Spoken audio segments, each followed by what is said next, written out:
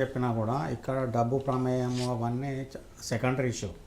ప్రాథమికంగా ఏదైతే ఉందో 100 ఓట్లల్లో 20% ఈ బెనిఫిషరీస్ ఫ్రీ బైస్ వంతులు వాళ్ళు ఏదైనా ఉంటే కరడు కట్టిన వాళ్ళు లేక అందులో టీఆర్ఎస్ బీఆర్ఎస్ కానీ వేసే అవకాశం ఉంటుంది.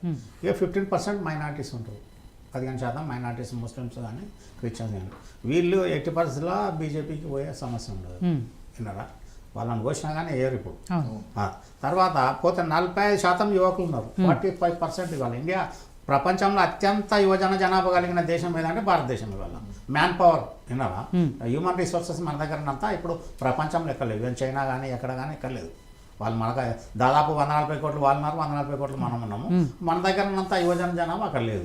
ఇప్పుడు మొన్ననే ఇజ్రాయెల్ వచ్చి 10,000 మందిని కన్స్ట్రక్షన్ లేబర్ను యూపీ బీహార్ మధ్యప్రదేశ్కి వెళ్ళి రిక్రూట్ చేసుకొని పోతారు. నెలకు 1,43,000 జీతము with free accommodation two and fro. అట్లా ఆ రకంగా ఇప్పుడు యువజన జనాభా ఇవాళ చూడు తెలంగాణలో ఏదైతే ఉందో మొత్తం కన్స్ట్రక్షన్ కాదు, అగ్రికల్చర్ వ్యవసాయంలో నాటు వేసేటోళ్ళు, వరి కోసేటోళ్ళు, వరి ధాన్యం తూర్పారు పట్టేటోళ్ళు, సంచులు నింపి లారీలలో లోడ్ చేసేటోళ్ళు, అన్లోడ్ చేసేటోళ్ళు మొత్తం బీహార్, ఛత్తీస్గఢ్, జార్ఖండ్ లేబర్కి ఉన్నారు. తెలంగాణలో ఎవరు కూడా వంగకుండా అయిపోయారు మొత్తం.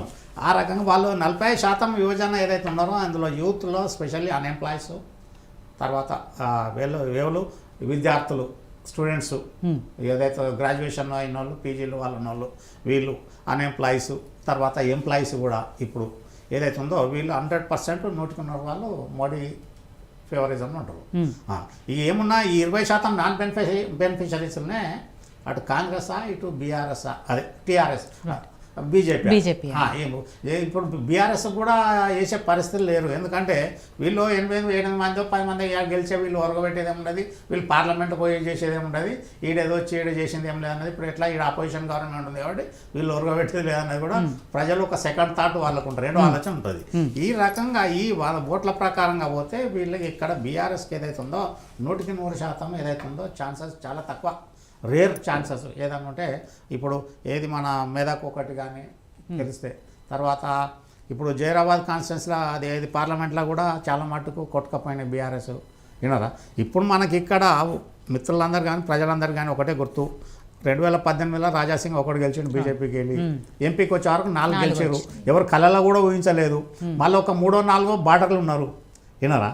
అటువంటి అప్పుడు ఇక్కడ వీళ్ళు ఎంత మంచి క్యాండిడేట్ పెట్టినా ఏది పెట్టినా ఇలా ప్రజలు ఏదైతే ఉందో హిందుత్వం అన్న దాని మీద మెయిన్ డిపెండ్ అయిపోయారు. ఇప్పుడు ఏదైతే ఉందో గతంలో, ఎందుకంటే ఈ కాంగ్రెస్ పరిపాలనలో మైనార్టీస్తోని కానీ వాళ్ళు ఏ రకంగానే ఎడ్యుకేషన్ సిస్టమ్ కూడా ఎట్లా వచ్చింది, వాడు మొఘళ్ళు కానీ వీళ్ళ మా దండయాత్రలతో కానీ అదో చరిత్రలో పెట్టాల్సిన భాగమే కాదు.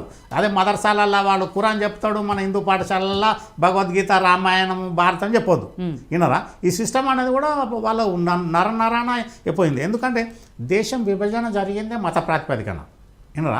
వీళ్ళు సెక్యులర్ సోషలిస్ట్ అనేది తీసుకొచ్చి పెట్టిన తర్వాత ప్రజల మీద రుద్దడానికి కొద్దిగా ఇక కూనవాదులు ఉంటారు కదా, వాళ్ళు ఏదైతే ఉన్నారో అది అసలు చాలా తప్పు. మొట్టమొదట 47లో విభజన ఎందుకు జరిగింది? ముస్లింలకు 2 దేశాలు, ఇక్కడ ఈస్ట్ పాకిస్తాన్, వెస్ట్ పాకిస్తాన్ ఎందుకు ఇచ్చారు? మొత్తం అక్కడ ఫిల్టర్ కావాలి, ఇక్కడ రావాలి. 2 లక్షల మంది ప్రాణాలు అర్పించుకున్నారు విభజన కోసం ట్రైన్లలో, మొత్తం బోగిల పోయారు. ఈ రకంగా ఏదైతే ఉందో మోడీ హవా మీద 100% ఉంటుంది. తెలంగాణలో కూడా ప్రజలు చాలా తెలివి కళ్ళు లేరు, యువజనులు లేరు.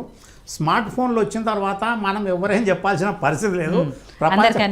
అందరికీ డే టు డే నిమిషంలో న్యూస్ ఏదైతే ఉందో స్క్రోలింగ్లో వస్తుంది.